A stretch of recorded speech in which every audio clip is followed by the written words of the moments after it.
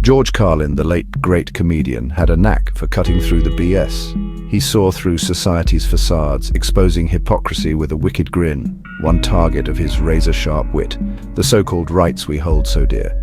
Carlin argued that these rights are not inherent but rather illusions, carefully constructed by those in power. Think about it. We're told we have the right to free speech, yet dissent is often met with resistance. We're told we have the right to bear arms, yet gun violence plagues our nation. Carlin would likely say, rights? What rights? Those are just words on a page, easily manipulated and revoked. And he'd have a point. Like characters in a movie, our rights exist only within the framework of the story we're told. Step outside the lines and those rights vanish faster than a politician's promise. The idea that rights are inherent, bestowed upon us by some higher power, is a comforting notion. It gives us a sense of security, a belief that we are inherently deserving of certain freedoms. But strip away the rhetoric and what are we left with? Rights are not etched in stone tablets handed down from the heavens. They are social constructs, products of human imagination, negotiated and renegotiated throughout history. They are tools used to maintain order, to control the masses, to give the illusion of fairness in a system rigged against the many. Just look at history.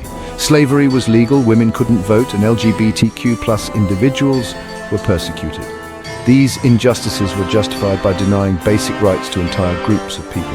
If rights were truly inherent, how could they be so easily denied?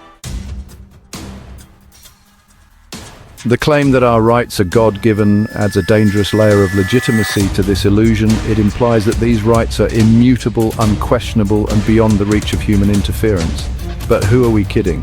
Which God are we talking about? The God of the Old Testament, who condones slavery and genocide. The God of the New Testament, who preaches love and compassion, but is often used to justify oppression. Or maybe it's some other deity conveniently aligned with our own personal beliefs. The truth is, invoking God is a convenient way to avoid taking responsibility. It allows us to abdicate our role in shaping a just and equitable society.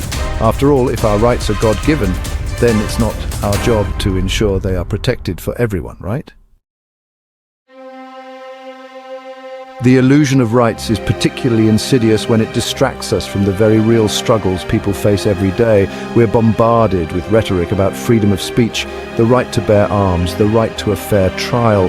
But what about the right to food, the right to shelter, the right to healthcare? These are not abstract concepts.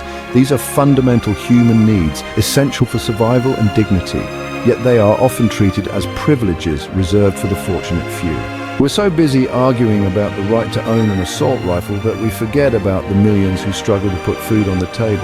It's time to stop pretending that the emperor isn't naked. Our obsession with certain rights, often at the expense of others, reveals a fundamental flaw in our priorities. So if rights are an illusion, what can we do? Should we just surrender to cynicism and accept the status quo? Absolutely not. Recognizing the constructed nature of rights is not about giving up, it's about empowerment. It's about acknowledging that we as a society have the power to define and redefine what truly matters. It's about moving beyond the illusion of God-given rights and embracing our responsibility to create a more just and equitable world for everyone. Let's stop hiding behind the comfortable lie of inherent rights. Let's challenge the status quo. Let's fight for a world where everyone has access to the basic necessities of life, food, shelter, healthcare, and education. Let's build a society that values human dignity and well-being above all else. Let's make the illusion a reality.